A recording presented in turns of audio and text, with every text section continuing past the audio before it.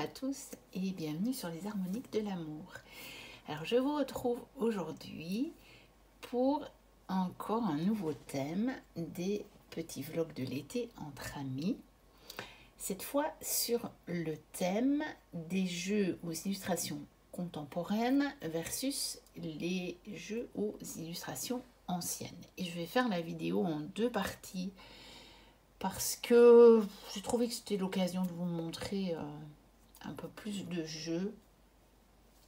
Et donc,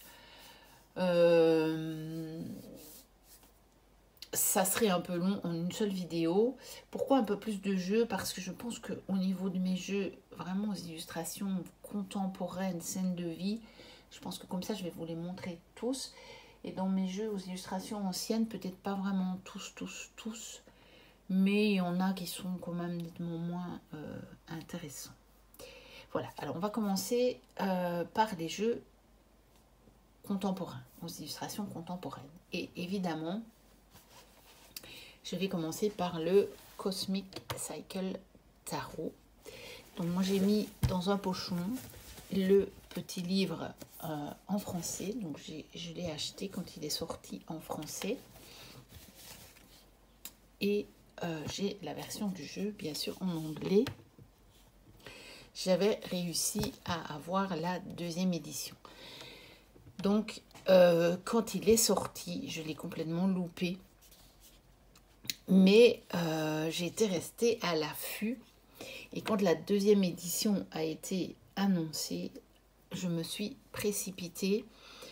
J'avais la date à laquelle ça allait être lancé et je pense que les précommandes n'ont été ouvertes que 2 heures, quelque chose comme ça, parce que tout avait déjà été vendu. Mais j'avais réussi à le précommander dans les délais.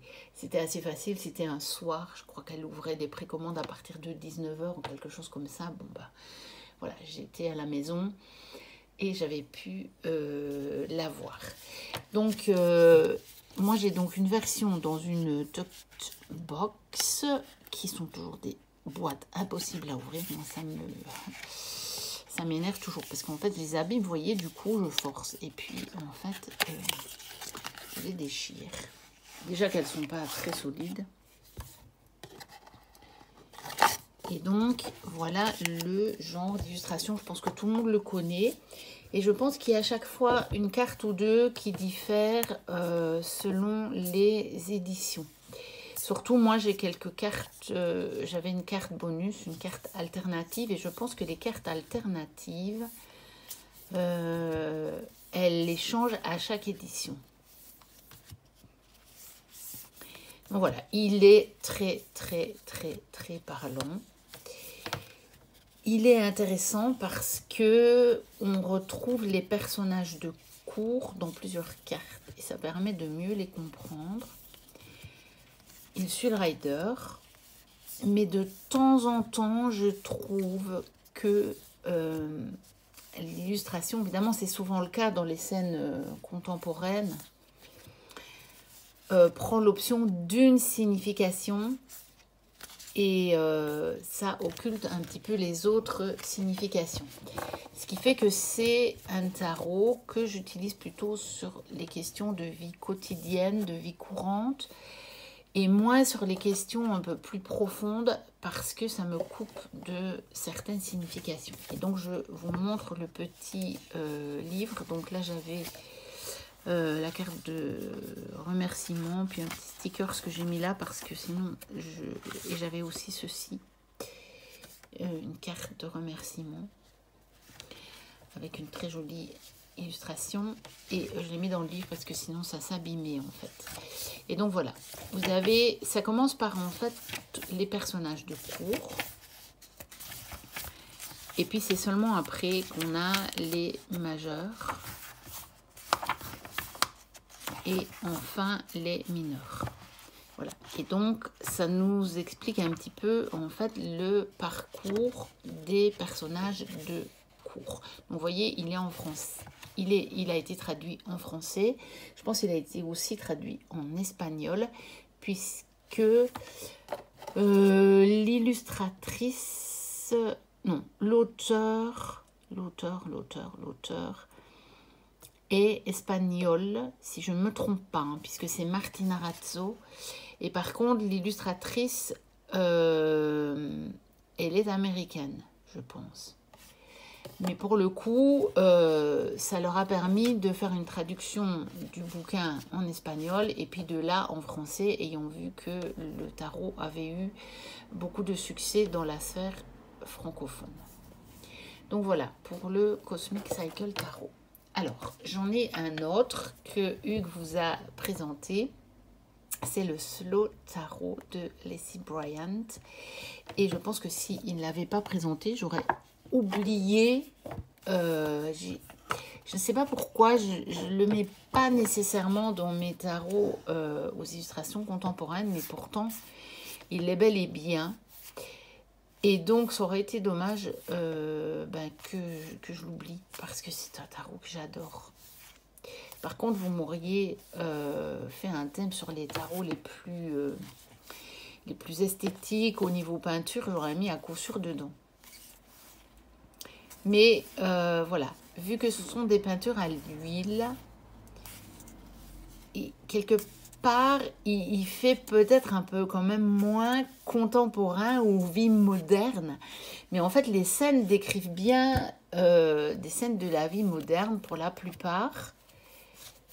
Mais finalement, le fait que ce soit de la peinture à l'huile au départ fait que peut-être qu'il fait moins, je sais pas.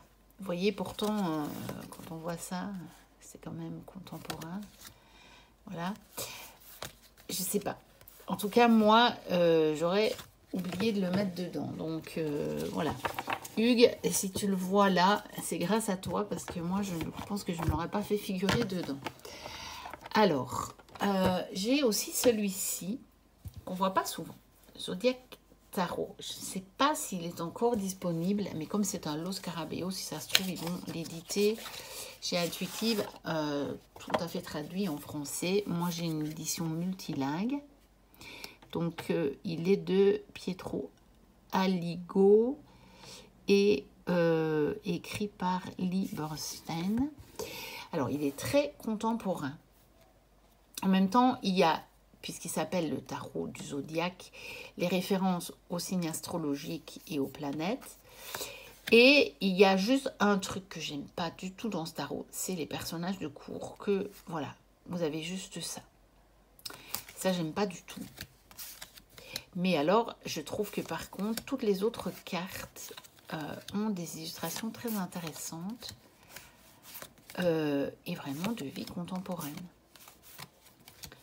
Donc, c'est dommage qu'ils ne ressortent pas une version de ce tarot avec des personnages de cour un peu plus détaillés, quoi. Avec des scènes ou au moins des personnages. Enfin, voilà, c'est dommage. Je trouve que c'est dommage parce que les autres cartes, je les trouve très très belles. Par exemple, j'adore l'étoile. Je la trouve magnifique. Et pour le coup, assez originale. On ne voit pas souvent des étoiles comme ça. Mais regardez par exemple, ce genre d'illustration fait très contemporain.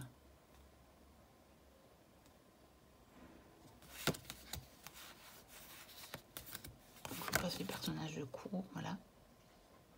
Par exemple, là, on a le 4 d'épée. Oui, les suites ont été renommées. Voilà, l'empereur.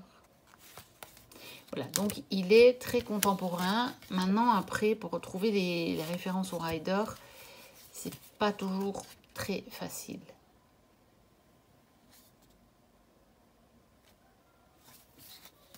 Mais voilà, il est contemporain. Et je trouve que les illustrations sont jolies. Moi, j'aime bien. Je l'avais vu comme ça passer. Je l'ai acheté parce que j'avais vu les illustrations, en fait. Et je me suis dit, oh, il est chouette. Donc, je l'ai pris. Alors,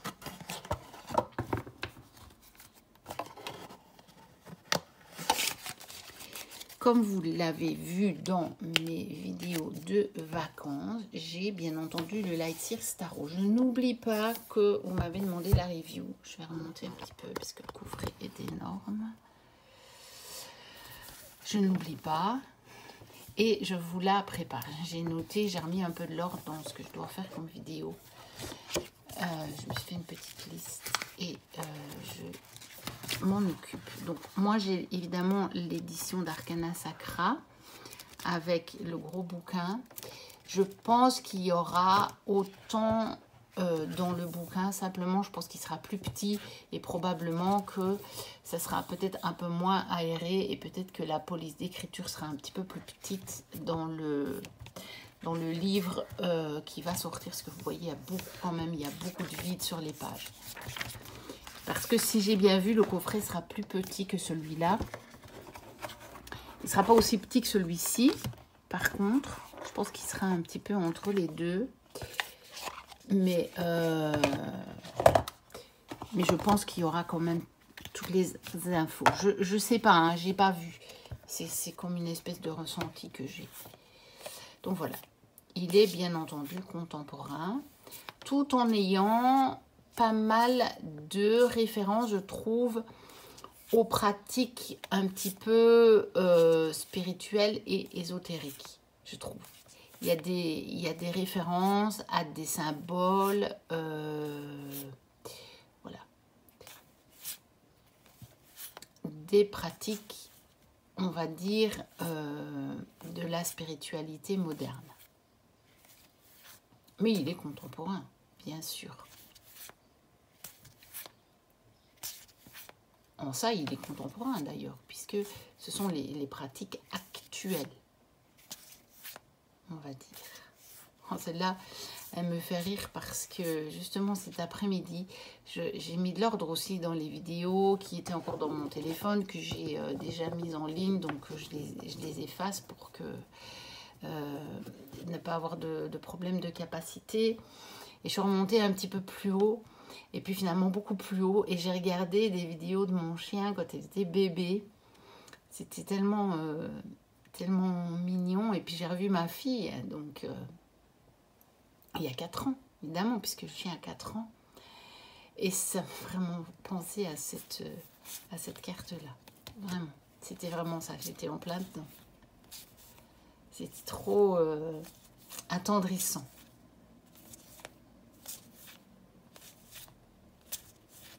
Voilà, j'aime beaucoup, beaucoup, beaucoup son énergie et ses couleurs. Et c'est le seul jeu de Chris Anne que j'ai. Parce que, je vous le dis franchement, les autres ne m'attirent pas du tout. Est-ce que je changerai d'avis? C'est possible. Mais pour le moment, c'est le seul qui me plaît. Alors que je connais d'autres personnes qui ont acheté tous les jeux de Chris Anne, sauf le Light Sears, parce qu'ils le trouvent... c'est le seul qui ne les attire pas, parce qu'il est quand même fort différent, je trouve. Et moi, les autres ne m'attirent pas du tout, du tout, du tout. Mais celui-là, oui. Alors, j'ai beaucoup de gros coffrets, j'ai un peu du mal. Je vais mettre derrière, parce que sinon, j'aurais pas la place pour tout vous montrer. J'ai aussi The Book of Shadow. Alors, moi, j'ai la boîte qui contient les 2 decks. Et il y en a un qui est contemporain, celui-là. Parce que l'autre, il est plutôt basé magie, énergie. Alors, il y en a un des deux, donc celui qui s'appelle So Below. L'autre, c'est As Above. Et le As Above, il n'est pas contemporain, il est plus magie, Wicca. Bon, après, il n'est pas ancien non plus, mais on ne peut pas l'appeler contemporain. Et donc, par contre, celui-ci, il est tout à fait contemporain. Il y a des cartes, par exemple, où on voit des maisons à vendre. Ici, on a vraiment le repas, le pique-nique, vous voyez. Ou bien le repas entre voisins, plutôt, je pense. Ou un repas de famille. Enfin, on peut voir ce qu'on y veut. Vous voyez, là aussi, on a vraiment... on les voit faire la fête, ils discutent entre voisins. Là, au restaurant.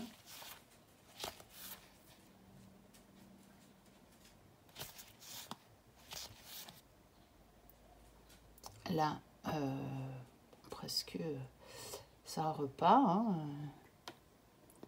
un repas du soir à 2. Voilà. Là, on a les enfants dans la piscine avec le chien, la maman. Donc, on a vraiment des scènes de vie contemporaine. Voilà. Là, c'est la maison à vendre hein, pour la transformation. Donc, pour la mort. La carte de la mort, fin de cycle. Hein. Voilà, le chariot, on a la famille dans la voiture.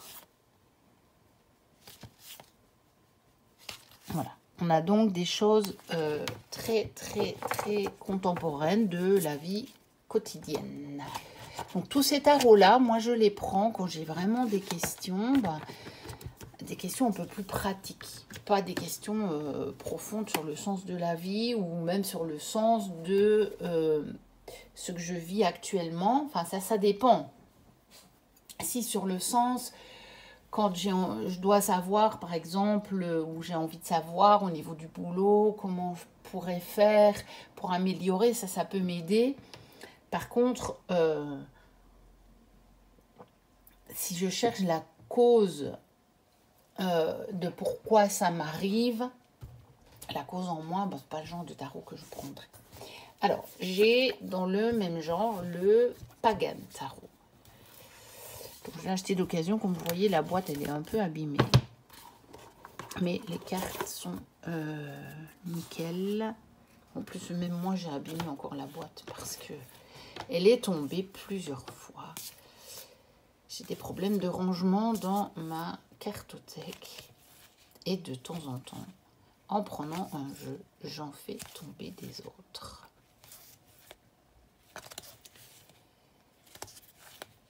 Donc voilà. Et là aussi vraiment des scènes tout à fait contemporaines. Et en même temps, c'est le Pagan Tarot, donc vous avez des références à la Wicca, vous avez des références au paganisme, donc vous avez des références aux différents cycles, des saisons, aux élémentaux et au sabbat. Voilà. Donc, le Pagan Tarot, qui a quand même un livre assez intéressant, mais bon, il n'a pas été traduit. Donc, il est en anglais.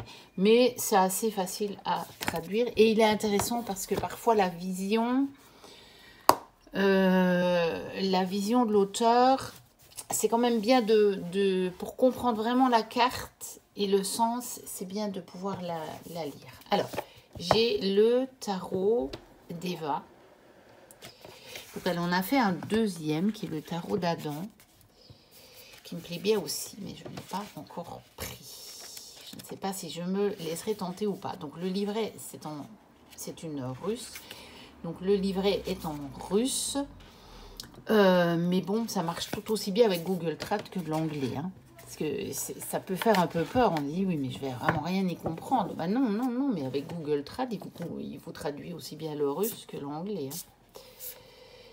Donc voilà, aussi un tarot tout à fait contemporain que j'aime beaucoup. J'aime aussi beaucoup l'énergie de ces couleurs. J'avais totalement craqué dessus quand je l'avais vu. Ça doit être chez Sabrina Passion des Oracles que je l'ai vu pour la première fois. Et j'avais réussi à dénicher un exemplaire avant qu'il ne soit plus disponible pendant un bon moment. Et puis maintenant, il est à nouveau disponible. Si j'ai bien compris la vidéo de Sabrina qui présente donc le deuxième tarot qui a une énergie plus masculine.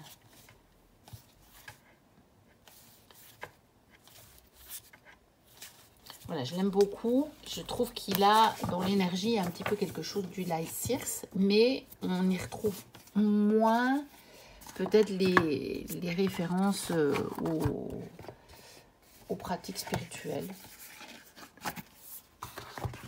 Voilà. Et pour terminer, j'ai bien entendu aussi The Everyday Enchantment Tarot, mais je ne sais pas si je vous l'ai déjà montré. Donc, c'est pour ça que je me suis dit, allez, je vous les montre tous. Donc, de notre regrettée Poppy Paline, qui d'ailleurs était née la même année que moi. Donc ça me fait un lien de plus avec elle, d'autant qu'elle est du même mois, je pense, que moi. Ou en tout cas, si c'est pas du même mois, elle est très proche, très proche dans la date de naissance. Donc avec le livret très bien fait, mais en anglais. Et d'énormes cartes, si j'arrive à le dire. Voilà. Donc d'énormes cartes comme ceci. Très parlant. Très parlant par les symboles et les petites choses qu'elle a décidé de mettre sur les cartes. Moi, il m'a parlé d'une façon extraordinaire, ce tarot. Vraiment par des petits détails qu'elle a mis sur les cartes. Qui fait que ça vous donne des réponses à vos questions. Par rapport, par exemple, à Rider classique, qui est très fort sur une symbolique assez générale. Mais ici, de temps en temps, elle a rajouté des petites choses. Par exemple, voilà, vous voyez sur cette carte, eh bien, ça se passe à Noël. Eh bien, dans un de vos tirages, le fait que la scène se passe à Noël, on voit clairement le grand-père avec le bonnet de Père Noël, on voit le sapin, eh bien ça pourrait vous donner un élément de réponse dans votre tirage. Ça peut vous rappeler un souvenir qui s'est passé à Noël ou, vous voyez, des choses comme ça. Ou ça peut justement vous rappeler quelqu'un qui avait l'habitude de jouer le rôle du Père Noël. Voilà, ça peut être ça, alors que dans la Rider classique, c'est intemporel. Maintenant, c'est intéressant d'avoir aussi des jeux qui sont plus intemporels pour justement faire du travail plus profond, parfois, et pour pouvoir justement ne pas se laisser influencer par ça. Hein. Attention, c'est bien, moi j'ai tous les différents types de tarot pour justement... selon ma question, choisir l'un ou l'autre jeu. Et donc ça, c'est l'illustration de la boîte. Elle est magnifique. Le soleil. Par exemple, le soleil, vous avez un pigeon qui pourrait très bien vous parler de quelque chose de plus personnel dans votre vie. Donc voilà pour la première partie sur les jeux aux illustrations plutôt contemporaine.